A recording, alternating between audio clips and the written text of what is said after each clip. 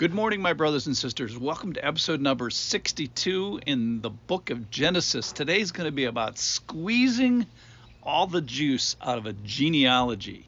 This is from Genesis chapter 10. We're going to start in verse 1, and we're going to hear about the genealogy of Noah's sons. And you probably like me are going to ask, why in the world should we be looking at this? What's in it for us? Why would the Lord put this in the Bible in the first place? And why would a podcaster guy do this? Why don't we just skip over this? So I'm going to challenge us to try to lean in today to the beginnings of the genealogy. There's more to it than we're going to do here today. Let me just start squeezing the juice with you. This is Genesis chapter 10, verse 1.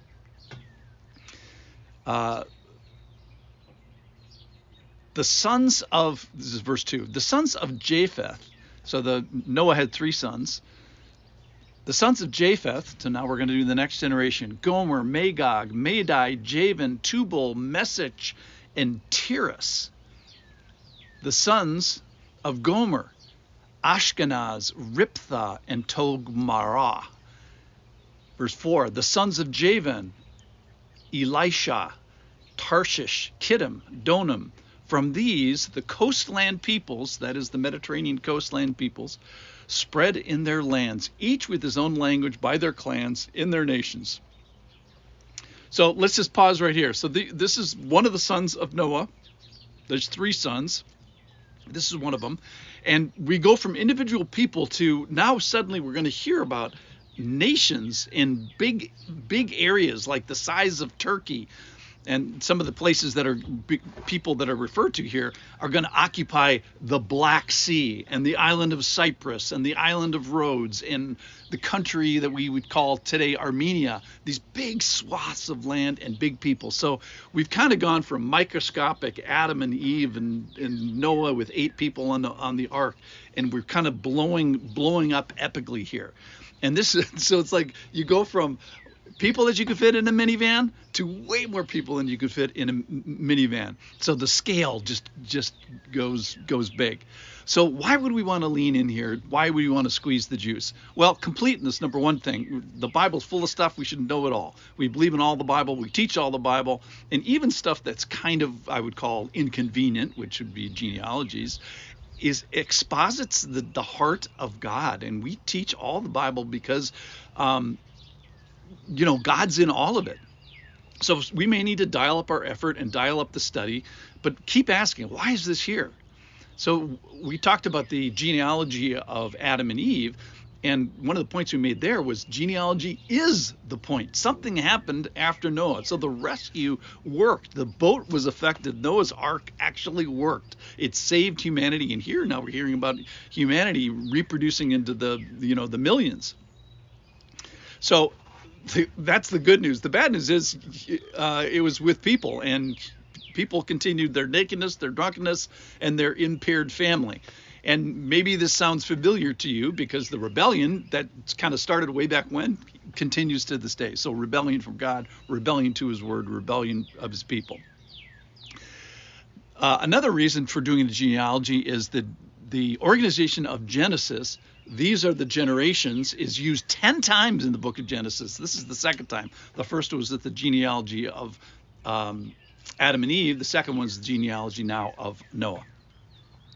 And we get this start of groups and clans and cultures and languages and choices and cursings and this table of nations that we're going to see on a global scale. All right, let me continue. This is verse 6 now. Now the sons of Ham. So now we're talking about son number 2 of Noah. Cush, Egypt, Put, and Canaan, 4 brothers, are all the sons of Ham. So then we're going to talk about son number 1. The sons of Cush: Sheba, Havilah, Sabta, Rama, and Sabeteka. The sons of Rama. Now this is a little bit of a grandson list now here. Sheba and Deccan. And now he's going to talk about this special mighty guy, a kingmaker, king builder, who built Nineveh, which you may remember from the book of Jonah. That's where Jonah ended up going. So here we go, verse 8. Cush fathered Nimrod. He was the first on earth to be a mighty man. He was a mighty hunter before the Lord. Therefore it is said, like Nimrod, a mighty hunter before the Lord. Verse 10. The beginning of his kingdom, so he's a kingdom guy, was Babylon, Erechah, Akkad, and Calneh in the land of Shinar. From that land he went into, now he moves now, and he's going to go into Assyria. Nimrod is going to go to Assyria. From that land he went to Assyria and built Nineveh. Now Nineveh is this capital city on the Tigris River of the Assyrian Empire. So the greatest empire the world will know at a certain era is from this guy. So he's an empire builder. All right, so then back to the verse. Rehoboth, Ir, Kala, Rezin, between Nineveh and Calah, that is the great city. And then verse 13, Egypt, another brother, fathered Ludum, Anim, Libim, Nephthalim, Parthrusim, Calthusim, from whom the Philistines came, and Caphafortum. All right, so we see some people in here that we recognize. Egypt. Egypt founds the nation of Egypt, which we have here today. We have this area in Africa, this guy Cush. He begins to occupy the land south of Egypt. And Nimrod goes north to Mesopotamia. So we have these countries and clans and start out as a people and specifically a person. So Babylon, let's talk about that just for a second. So as a city, Babylon symbolizes humanity's ambition to dethrone God and make the earth his own. And we're going to get to this problem with the diversity of language. But here we see that this teaching supports the result of the Tower of Babel in the lesson that we're going to get to in the next chapter, which is he's going to disperse people by dispersing language and protect us all, humanity, from our vain pursuits, but allowing the message of redemption to go forth amongst all languages. So a couple of teaching points here. What looms large actually starts very small. It starts with one person, and then it grows. So similarly, sin starts small and can grow as well, and we have to deal with it, and we deal with it today.